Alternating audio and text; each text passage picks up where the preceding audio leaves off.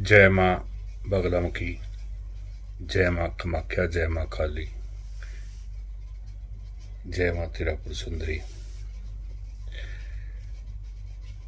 सभी देवियों को चरण स्पर्श, दंडवत और सभी मित्रों को शुभकामनाएं। अभी जो वीडियो बना रहा हूँ ऑन डिमांड है। लोग पूछ रहे हैं कि कुछ ऐसी निशानियां बताओ कि अगर किसी के ऊपर कोई नेगेटिव एनर्जी है तो।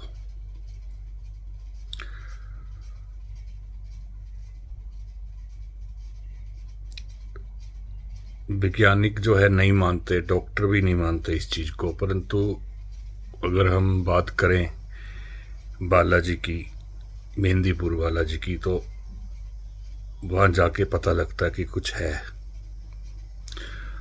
और बाकी मैंने भी महसूस किया है और एक दो बार मुलाकात भी हुई है ऐसी एनर्जी से, लाइव आमने सामने बात हुई है। तो इन भूत हो, किसी को प्रेत हो, भूतनी हो, जिन हो, तो उस व्यक्ति का जो है व्यवहार वो अचानक बदल जाता है एकदम। और अंधेरे में रहना पसंद करता है ज्यादातर, अकेला कमरे में। उसके शरीर से कुछ अलग ही किस्म की जो है स्मेल कहेंगे, बदबू कह सकते हैं, आएगी। या तो कई कई दिन खाना नहीं खाएगा, और यह खाएगा तो बहुत ज्यादा खाएगा, 10 आदमियों को अकेला खा जाएगा। पेट में और सिर में ज्यादातर जो है दर्द रहेगा, पेट खराब रहेगा। इसके जो कारण है, ज्योतिषीय कारण भी हैं, परंतु वही है ना, वो तो कुंडली देखकर ही लगता है। दूसरा, गंदा खाना पसंद करेगा, जैसे अंदर से तलब उठेगी उसको नॉन वेज खाने की, शराब पीने की। और शरीर पर ज्यादातर ये औरतों के होता है, नीले रंग के या काले रंग के निशान पड़ते हैं, और टांगों पे पड़ेंगे। मेन ज्यादातर टांगों पे पड़ेंगे नीले या काले। उसमें ये जैसे जिन वगैरह जैसे पीछे लग जाते हैं जिन औरतों के पीछे, तो वो इस प्रकार के निशान पड़ते हैं।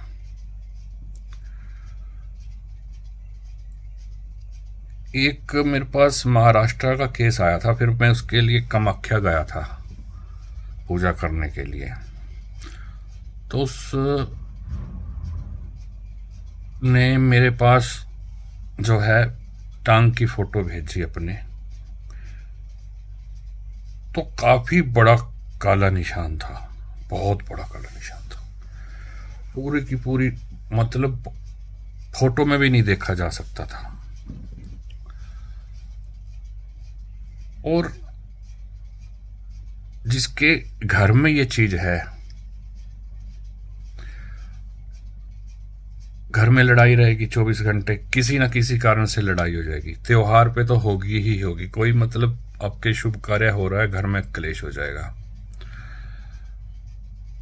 घर में से आवाजें आने लगेंगी जैसे कोई चल रहा है, आपको ऐसे महसूस होगा, पर आप देखोगे कोई नहीं चल रहा।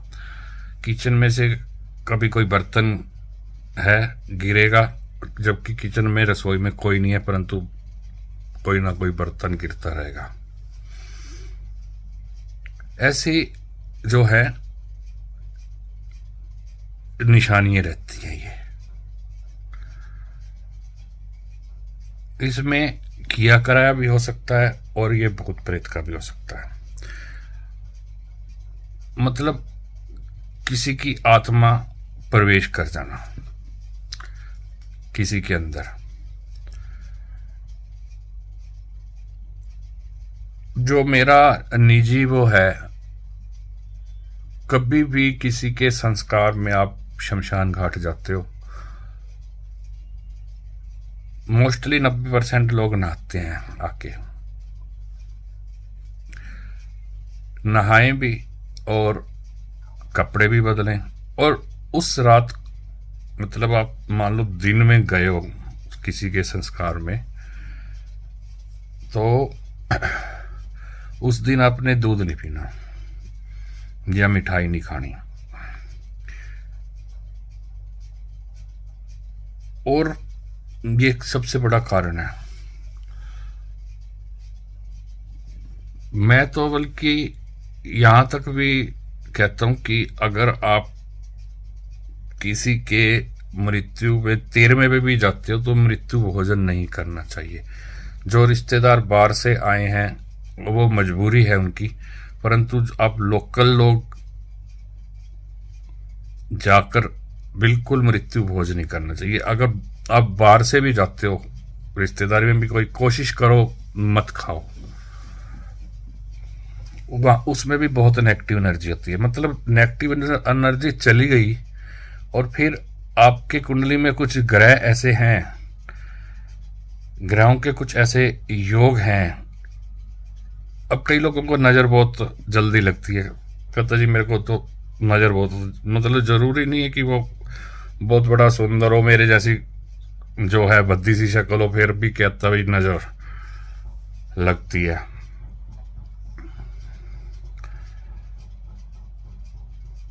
दोपहर के टाइम, अब गर्मियों का टाइम चल रहा है, दोपहर के टाइम आपको किसी सुनसान जगह पे नहीं जाना चाहिए।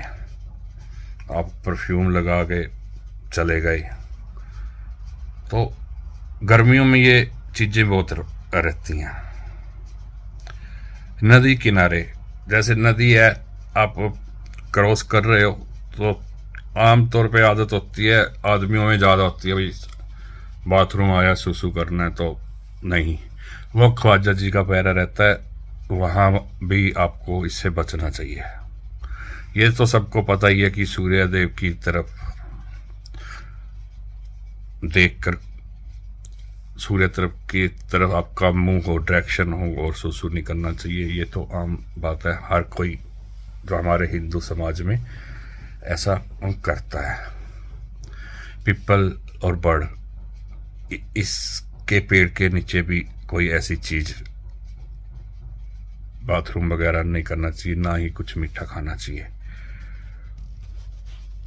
और वो जो व्यक्ति है, एक और निशानी याद आई है, वो व्यक्ति पाठ पूजा करना छोड़ देगा, भगवान का नाम बिल्कुल ले ही नहीं सकता। अगर आप कहोगे कि कीर्तन में बैठ तो दूर भागेगा, आपके कोई सत्संग हो रहा है कहीं वो हो रहा है तो दूर भागेगा वो। और जब प्रवेश हो जाता है तो उसकी भाषा और उसकी आवाज भी बदल जाती है, तो आपने देखा होगा। कभी भी ऐसा हो तो एक उपाय भी मैं आपको देता हूं। कभी भी कहीं भी पवित्र स्थान पे जाओ आप, जैसे हरिद्वार हर कोई जाता है, तो गंगा का पानी,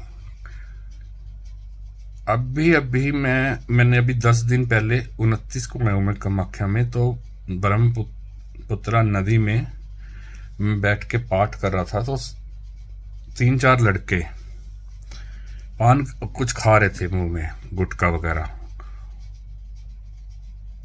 और थूक डाल रहे थे ब्रह्मपुत्रा में, और मैं साथ में माला कर रहा था।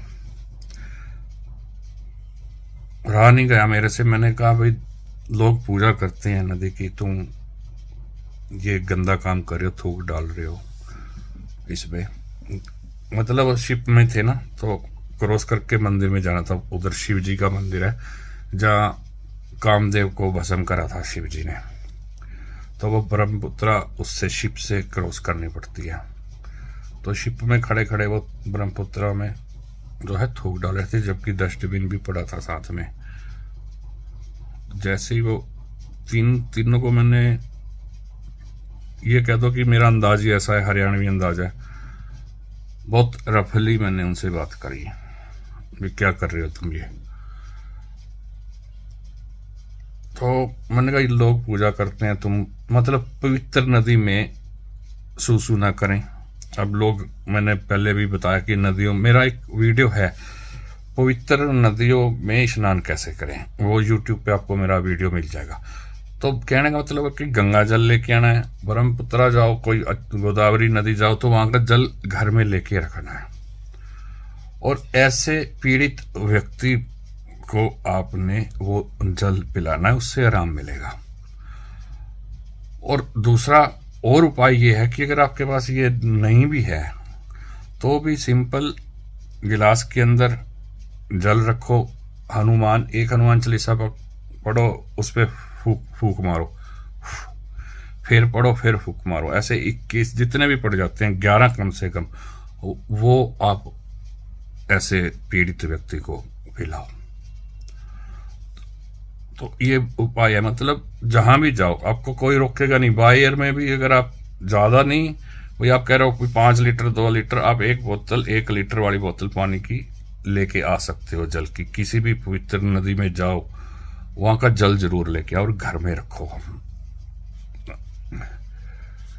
कहीं भी जाओ आप धार्मिक स्थान पर, वहां का जल जरूर ला के आओ, वो ताकत हो जाती है, आपका पूरा घर सेफ रहता है, आप छिड़क भी सकते हो उसको।